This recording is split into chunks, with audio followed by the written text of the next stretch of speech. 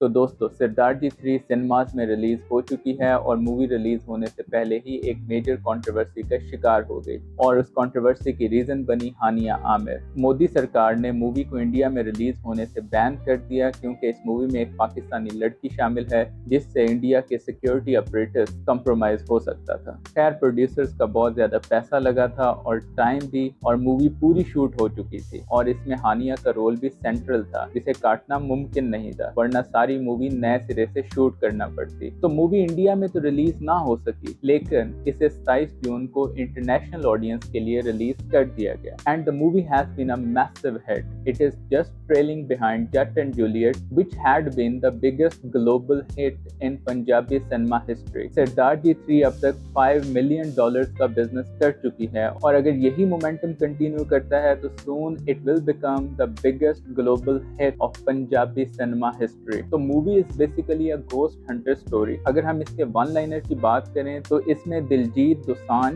जो कि जग्गी का कैरेक्टर प्ले कर रहे हैं, उन्होंने घोस्ट को पकड़ना है इंडिया में नहीं यूके में जाके, और वो भी एक ओल्ड हॉन्टेड कासल में, और ये घोस्ट है भी बहुत कमीना और super powerful. The whole movie is centred around this theme. My views about movie, मजा आया।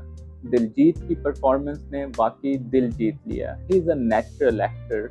He has performed in so many roles and he never fails to impress me. Hania and Neeru played their part nicely, but I would say Hania still needs more exposure at this level. But if you are as attractive as Hania is, you would be a good fit anywhere. हाँ, villain का character भी बहुत ही जानदार है।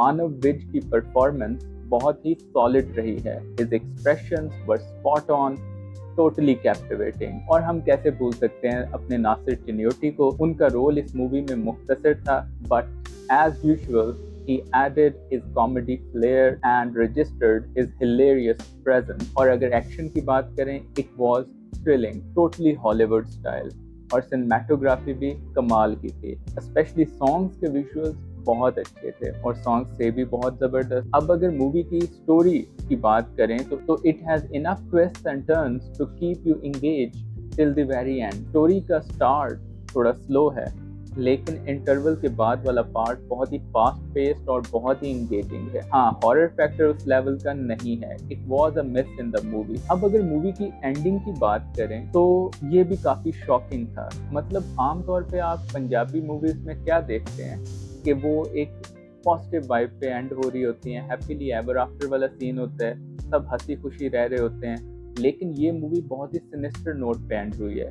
और जिससे इसके next part में इंटरेस्ट और भी बढ़ गया है, क्योंकि मूवी जहां खत्म हो रही है नेक्स्ट पार्ट एग्जैक्टली वहीं से शुरू होगा। अब अगर रेटिंग की बात करें तो I would give it a solid 7.5 out of 10 only because the first part was not as impressive as the second part. तो आई वुड रिकमेंड आप लोग सिनेमा में जाएं और इस मूवी को जरूर देखें, इसको सपोर्ट करें। इसमें बहुत ज्यादा एफर्ट पुट इन की गई है। पर्सनली जब मैं मूवी देख रहा था I was totally into it. I felt like an Alice in Wonderland. The movie gives you enough laughter for a whole week. तो अगर आप जिंदगी से उकता चुके हैं तो सिनेमा जाएं, ये मूवी देखें.